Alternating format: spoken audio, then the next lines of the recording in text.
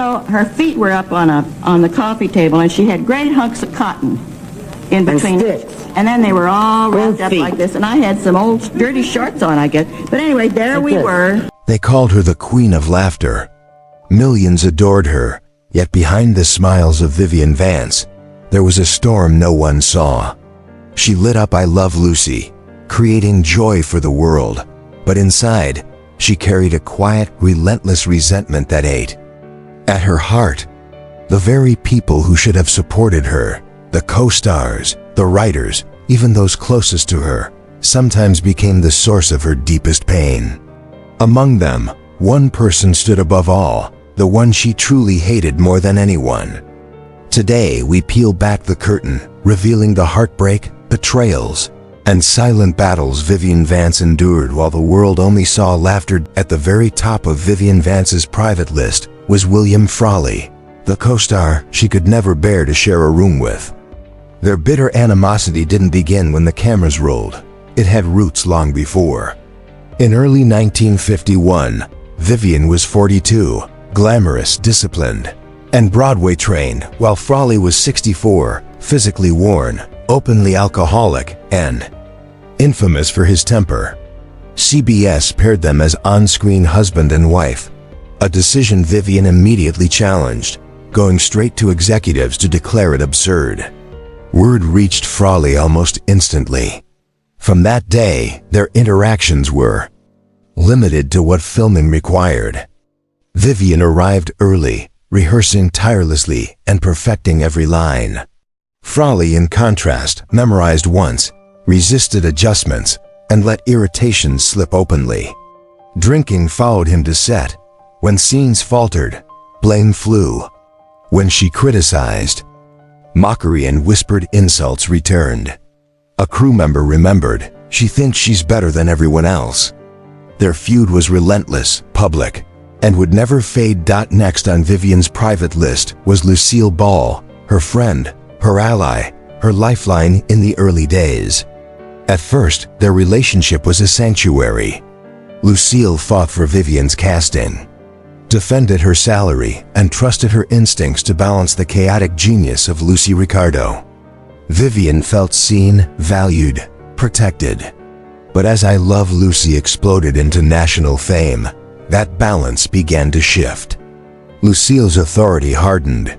Decisions once open to discussion became final and unquestionable. Jokes that made Ethel appear clumsy or desperate were left untouched. Vivien's objections were heard, but then dismissed. One line stuck with her. She questioned a gag reducing Ethel to a punchline, and Lucille smiled, saying simply, "The audience loves it." The conversation ended there. Vivien later reflected, "Lucy could do anything she wanted. I couldn't." Love remained, but so did frustration. Although they reconciled privately near the end of Vivien's life, the quiet resentment lingered, a silent acknowledgement of her limits. The third name on her list was perhaps the most intimate, Philip Ober, her husband. They married in 1941, when Vivien's ambition burned bright and Ober's career seemed secure. At first he was supportive, confident, and charming, a partner she could lean on. But fame changes everything, as Vivien became a household name. In the early 1950s, Ober's pride twisted into resentment. Invitations went to her. Interviews focused on her. Suddenly, his quiet disapproval became a constant shadow. Long work hours were dismissed as vanity. The show's popularity was mocked. Behind closed doors, friends whispered about emotional control, sudden anger, and even intimidation. Physical violence, she later admitted, was part of the story. By 1959, Vivien quietly walked away. No interviews, no dramatic confrontations. She erased Ober from her public story, leaving only the silence that spoke volumes. Ober hadn't lost her love in a fight. He had lost it piece by piece, swallowed by jealousy of her success. Fourth was Jess Oppenheimer, the man who held the keys to her creative freedom.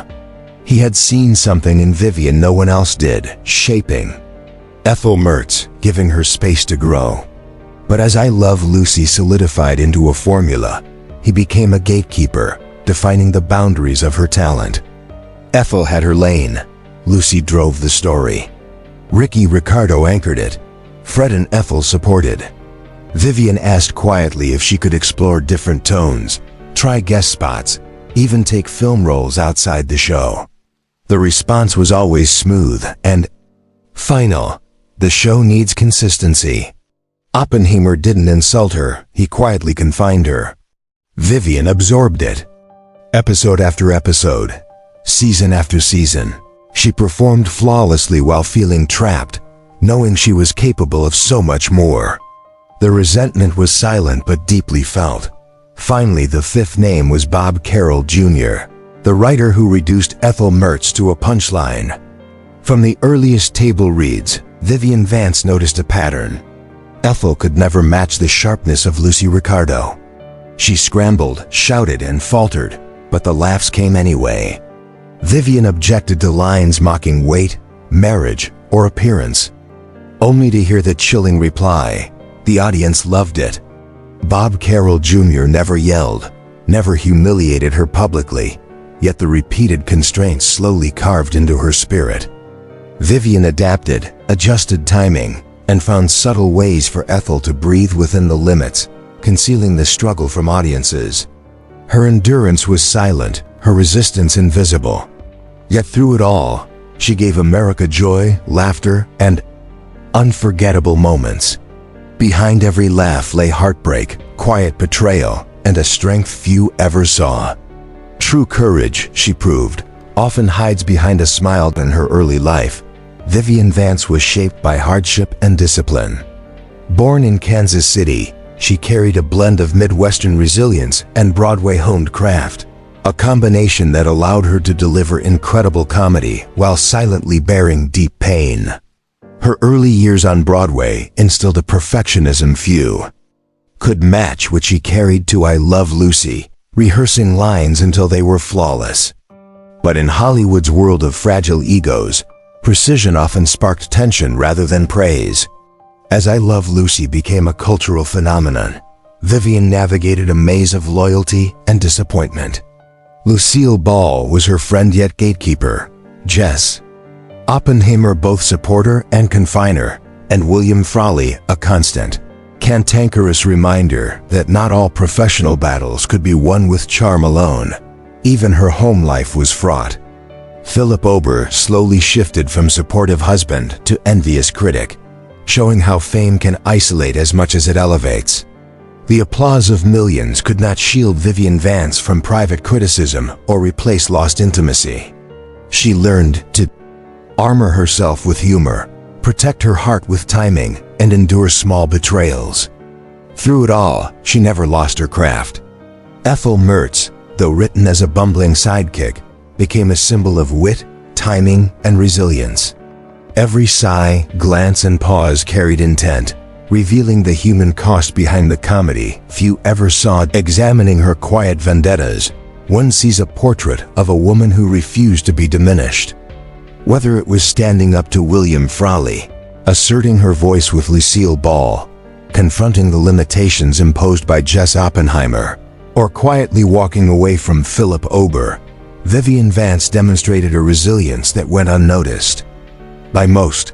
Comedy for her was not simply entertainment, it was survival, expression, and a shield against the world's indifference. Her relationship with Lucille Ball remained complex.